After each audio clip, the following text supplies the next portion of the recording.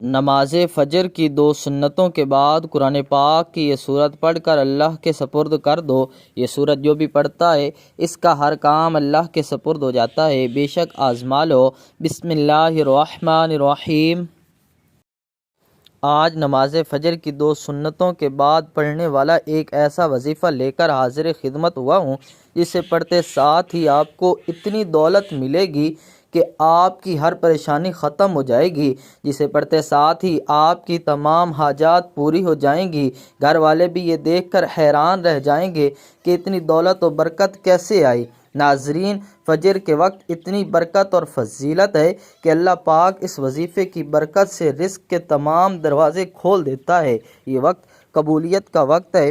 اگر آپ چاہتے ہیں کہ آپ سے رب کی ذات راضی ہو جائے، آپ چاہتے ہیں آپ ایک نئی زندگی کا آغاز کر سکیں جس میں صرف کامیابی ہو، جو لوگ واقعی اپنی حالات کو بدلنا چاہتے ہیں، ایک بار کامل یقین سے نماز فجر کی 2 سنتوں کے بعد ان بابرکت لمحوں میں نیت کر کے بیٹھ جائیں، اس وظیفے کو بتائے گئے طریقے سے پڑھ لیں، اللہ پاک ان بابرکت گھڑیوں میں آپ کے حالات بدل دے گا۔ جس طرح رات دن اور دن رات میں بدلتا ہے، اسی طرح آپ کی زندگی فقیری سے بادشاہی میں بدل دے گا۔ حضور صلی اللہ تعالی علیہ وسلم نے فرمایا، اللہ تعالیٰ جس کے ساتھ بھلائی کا ارادہ کرتا ہے اسے مصیبت میں گرفتار کر دیتا ہے۔ گویا کہ بندہ مومن کا مصیبت سے دوچار ہونا اس کے لیے نیک بختی ہے، محبت الہی کی علامت ہے۔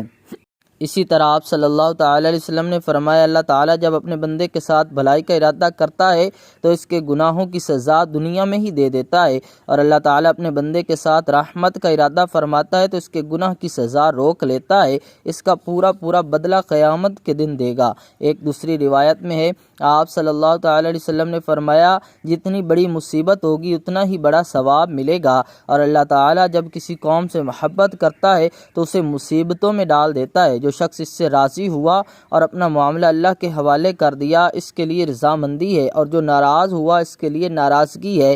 پھر مومن کو اس بات کا یقین رکھنا ہے کہ آزمائش اور مصائب میں گرفتار ہونا اللہ کی مرضی سے ہوتا ہے۔ قرآن پاک میں ارشاد باری تعالیٰ ہے، بے شک اللہ پسند کرتا ہے بہت توبہ کرنے والوں کو اور پسند کرتا ہے پاک صاف رہنے والوں کو۔ اس آیت میں توبہ کرنے والے 2 طرح کے لوگ مراد ہیں، ایک وہ جو کسی بھی برائی اور گناہ کے قریب نہیں بھٹکتے اور نہ ہی گناہ اور برائی کا کوئی خیال انہیں آتا ہے، بلکہ وہ اللہ کی طرف سے ہے، اس کی نافرمانی کرنے سے پناہ کے طلبگار رہتے ہیں اور کسی بھی گناہ اور برائی میں مبتلا ہونے سے توبہ مانگتے ہیں۔ دوسرے وہ لوگ جو گناہ اور برائی میں مبتلا ہو جاتے ہیں، اللہ کی نافرمانی کے مرتکب ہوتے ہیں، لیکن بعد میں شرمساری اور ندامت سے سچے دل کے ساتھ اللہ سے توبہ کر کے ہمیشہ کے لیے گناہوں سے تائب ہو جاتے ہیں۔ یہ ہیں وہ لوگ جن کو اللہ پسند فرماتا ہے کہ بھٹکنے کے باوجود راہ ہدایت کی طرف لوٹ آئے اور اپنے کیے پر نادم ہوئے۔ کتنا ہی بڑا گناہ ہے، شرک بھی ہو، اگر اس سے بھی توبہ کر لی جائے لیکن دوبارہ اس گناہ کو کرنے کا خیال بھی نہ آئے تو اللہ توبہ قبول فرماتا ہے۔ حضرت ابو ہریرہ رضی اللہ تعالیٰ عنہ نے بیان کیا کہ رسول اللہ صلی اللہ تعالی وسلم نے فرمایا، 7 گناہ ایسے ہیں جو تباہ کر دینے والے، ان سے بچتے رہو۔ صحابہ کرام علیہم الرضوان نے پوچھا، یا رسول اللہ وہ کون سے گناہ ہیں؟ آپ صلی اللہ تعالی وسلم نے فرمایا، اللہ کے ساتھ کسی کو شریک ٹھہرانا، جادو کرنا، کسی کی ناحق جان لینا جسے اللہ نے حرام قرار دیا ہے، سود کھانا، یتیم کا مال کھانا، لڑائی سے بھاگ جانا، پاک دامن بھولی بالی ایمان والی عورتوں پر تہمت لگانا۔ نماز فجر کا وقت قبولیت کا وقت ہے، اس خاص وقت میں اپنے گناہوں کی معافی مانگیں۔ یہ وقت مانگنے کا وقت ہے، یہ وقت رب سے اپنی جولیاں بھرنے کا وقت ہے۔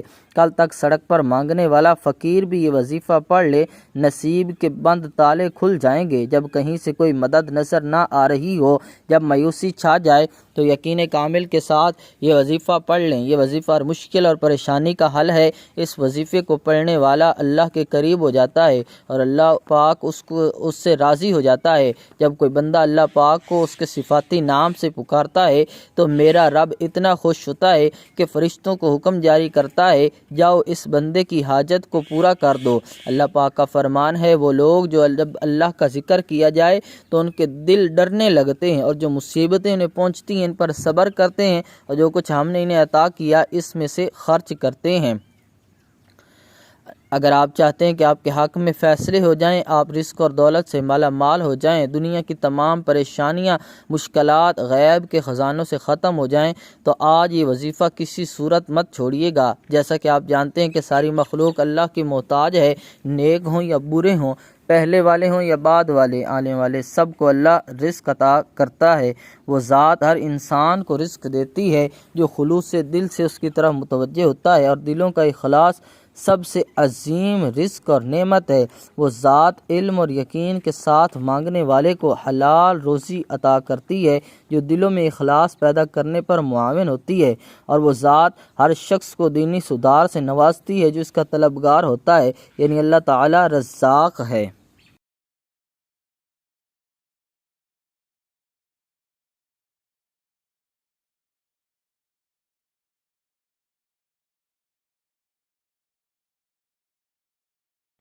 وقت کی نزاکت کو مد نظر رکھتے ہوئے آئیے ناظرین آج کے اس بابرکت عمل کی طرف چلتے ہیں، لیکن اس سے پہلے آپ سے گزارش ہے، اگر آپ اس چینل پر نئے ہیں اور آپ نے ابھی تک اس چینل کو سبسکرائب نہیں کیا تو خدارہ اس چینل کو بھی سبسکرائب کر لیں، کیونکہ ایسے بہت سے وظائف، بہت سے اعمال آپ کے حوالے ڈیلی بیسس پر کرتا رہوں گا۔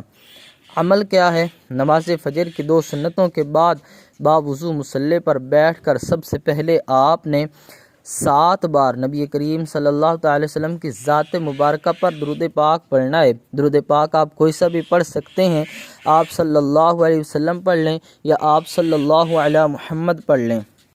اب نماز والا درود ابراہیمی پڑھ لیں، کیونکہ درود ابراہیمی کی فضیلت سب سے زیادہ ہے۔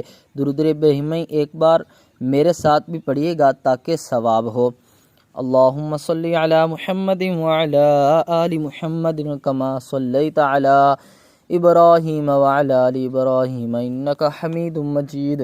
اللہم بارک علی محمد وعلی آل محمد کما بارکت علی ابراہیم وعلی آل ابراہیم انکا حمید مجید۔ 7 بار درود پاک پڑھنے کے بعد آپ نے اپنے مقصد کی نیت کرنی ہے، جو بھی آپ کا مقصد ہو۔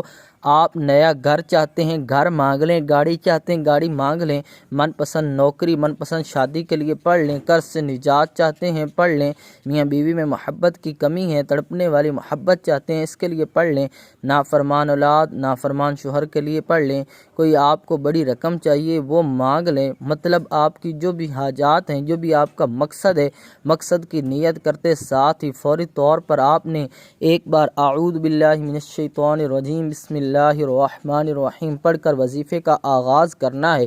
یاد رکھیے گا، جس کام کے شروع میں تعوذ اور تسمیہ پڑھا جاتا ہے، اس میں خیر ہوتی ہے، اس میں برکت ہوتی ہے، اس میں سلامتی ہوتی ہے۔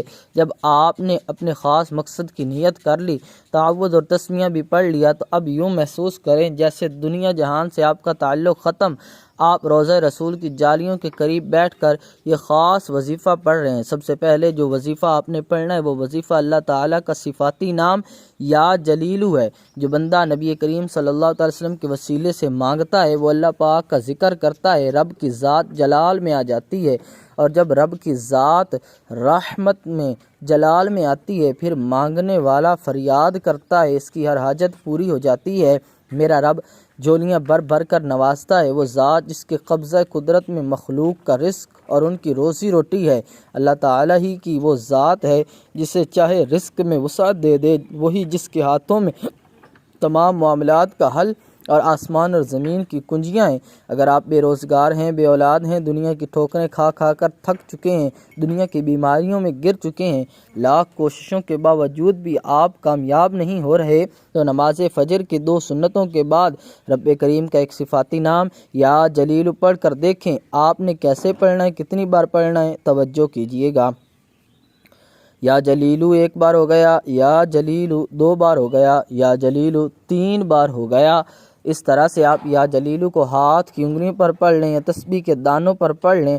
آپ نے 101 بار پڑھنا ہے، یعنی ایک مکمل تسبیح پڑھنی ہے، اچھی طرح گن کر پڑھنا ہے، کمی بیشی نہیں کرنی۔ 101 بار پڑھنے کا مقصد ہرگز یہ نہیں کہ تیزی سے پڑھ کر جان چھڑا لیں، توجہ کے ساتھ دھیان کے ساتھ پڑھنا ہے۔ جتنا خلوص کے ساتھ پڑھیں گے اللہ پاک اتنا ہی زیادہ ثواب بھی عطا فرمائے گا اور اتنی ہی زیادہ آپ کے لیے آسانیاں فرمائے گا۔ جیسی آپ کی نیت ہوگی اللہ آپ کو آپ کی نیت کے مطابق اجر عطا فرمائے گا۔ آپ یا جلیلو کی مکمل ایک تسبیح اچھی طرح گن کر پڑھ لیں تو اس کے بعد آپ نے دوسرے نمبر پر کون سا وظیفہ پڑھنا ہے؟ دوسرے نمبر پر قرآن پاک کی ایک چھوٹی سورت، جو قرآن پاک کی سب سے چھوٹی سورت ہے، جسے پڑھنے والا کبھی کسی کا محتاج نہیں رہتا، جسے پڑھنے والا اللہ سے جو مانگتا ہے اسے مل جاتا ہے، وہ قرآنی سورت سورہ کوثر ہے۔ سورہ کوثر آپ نے کتنی بار پڑھنی ہے، سب سے خاص بات بتانے لگا ہوں، توجہ کیجیے گا۔ پہلے آپ سورہ کوثر کی تلاوت سماعت فرما لیں۔ بسم اللہ الرحمن الرحیم، انا اعطیناک الکوثر فصل لربک وانحر ان شانئک ھو الابتر۔ یہ سورہ مبارکہ ترتیب کے لحاظ سے 108 نمبر پر آتی ہے، جس میں ایک رکوع 3 آیات ہیں۔ یہ مکی صورت ہے۔ یہ اس وقت نازل ہوئی جب آپ صلی اللہ تعالی علیہ وسلم پر مصیبتوں کے پہاڑ ٹوٹ رہے تھے۔ دعوت توحید کی وجہ سے آپ صلی اللہ تعالی وسلم کے اکثر رشتہ دار آپ صلی اللہ تعالی وسلم سے علیحدہ ہو کر آپ صلی اللہ تعالی وسلم کے مخالف ہو گئے تھے۔ ایک اور پریشانی آپ صلی اللہ تعالی علیہ وسلم کے لیے بیٹے کی وفات کھڑی ہو گئی۔ آپ صلی اللہ تعالی وسلم کے 2 صاحبزادے چھوٹی عمر میں ہی فوت ہو گئے تھے۔ تو ان سارے دکھوں کے درمیان اللہ رب العزت نے آپ صلی اللہ تعالی وسلم پر یہ سورہ مبارکہ نازل فرمائی۔ آپ نے صرف 29 بار سورہ کوثر پڑھنی ہے۔ جب آپ دوسرے نمبر پر 29 بار سورہ کوثر پڑھ لیں تو اس کے بعد تیسرے اور آخری نمبر پر جو وظیفہ پڑھنا ہے وہ وظیفہ اللہ کریم کے 2 ناموں کا وظیفہ ہے۔ اب جو لوگ کہتے ہیں کہ کام ہوتے ہوتے رہ جاتے ہیں، کامیابی ہاتھوں سے نکل جاتی ہے، ان کے لیے وظیفہ بڑا مجرب اور طاقتور ہے۔ ان کے لیے یہ وظیفہ بہت فائدہ مند والا ہے، کیونکہ جب تک رشتوں میں بندش ہوتی ہے، کاروبار میں بندش ہوتی ہے، راستے میں رکاوٹیں ہوتی ہیں، آپ کچھ بھی کر لیں کامیابی آپ کے ہاتھوں میں آ ہی نہیں سکتی، کیونکہ جب تک بندشوں کا توڑ نہیں ہوگا، جب تک آپ کے دشمن آپ کے منافقین آپ کی جان نہیں چھوڑیں گے، آپ کبھی بھی کامیاب نہیں ہو سکتے۔ آپ نے یا جبار یا قہار کو پڑھنا ہے۔ یا جبار یا قہار پڑھتے ہی نظر بد، جادو جنات کے اثرات کروانے والے پر پلٹ جائیں گے۔ اللہ پاک آپ کے دشمن کے منہ پر تالا لگا دے گا۔ اللہ آپ کے دشمن کو اپنی ہی کسی مصیبت میں ڈال دے گا، آپ کی جان چھوٹ جائے گی۔ ہر انسان نظر بد، حسد، جادو کی ناپاکی کی وجہ سے پریشان ہے۔ لوگوں کے چلتے کاروبار بند ہو جاتے ہیں، لوگ دنوں میں ہی تباہ و برباد ہو جاتے ہیں۔ یا قہار یا جبار پڑھتے ہی آپ کے رزق میں بندشوں میں کاروبار میں ہر طرح کی بندشوں کو جڑ سے ختم فرما دے گا۔ آپ رب کریم سے جو کچھ مانگنا چاہتے ہیں مانگ لیں، آپ کے نصیب اور تقدیر میں لکھتا چلا جائے گا۔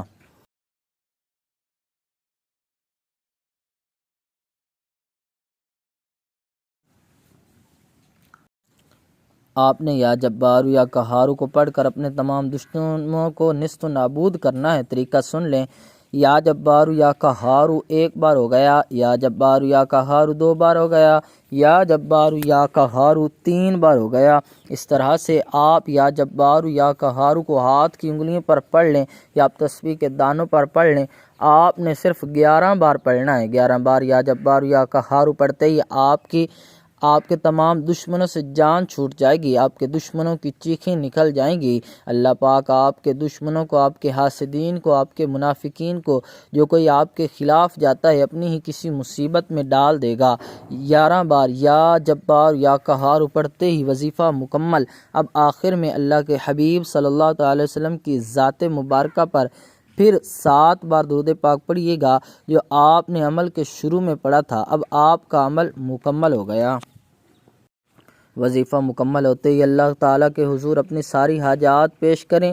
آج اللہ پاک سے تھوڑا نہ مانگنا، آج اللہ پاک سے وہ مانگنا جو سالوں سے نہیں مل رہا۔ اللہ رب العزت سے رو رو کر دعائیں کریں، گڑ گڑا کر دعائیں کریں، التجائیں کریں۔ انشاءاللہ رب کریم آپ کے مقدر کو بدل دے گا، آپ کے نصیب کو بدل دے گا۔ آپ اللہ سے جو بھی مانگیں گے انشاءاللہ رب کریم آپ کو ضرور عطا فرمائے گا۔ یہ مختصر سا وظیفہ جو میں نے آپ کے ساتھ شیئر کیا ہے، آپ یہ وظیفہ وظیفہ ضرور پڑھیں، اپنے مقدر کو بدلنے کے لیے اللہ تعالیٰ سے التجائیں کریں اور آسمانی مدد کو اترتا ہوا خود اپنی آنکھوں سے دیکھیں۔ اللہ تبارک و تعالیٰ سے دعا کیجیے کہ وہ ہمارے صغیرہ کبیرہ گناہ معاف فرمائے، ہمیں گناہوں سے توبہ کرنے کی توفیق عطا فرمائے، اور جو لوگ حضرت آدم علیہ السلام سے لے کر آج تک فوت ہو چکے ہیں ان کی مغفرت فرمائے، ہمیں ہدایت والے راستے پر چلنے کی توفیق عطا فرمائے، تمام مشکلات دور فرمائے۔ اللہ تعالیٰ سے دعا ہے میرا سنانا اور آپ کا سننا اپنی پاک بارگاہ الہی میں قبول و منظور فرمائے، آمین ثم آمین۔ تمام دوستوں سے گزارش ہے کمنٹ باکس میں اللہ تعالیٰ کے 99 ناموں میں سے کوئی ایک نام کمنٹ میں ضرور ٹائپ کریں۔ اللہ تعالیٰ ہم سب کا حامی و ناصر ہو، آمین۔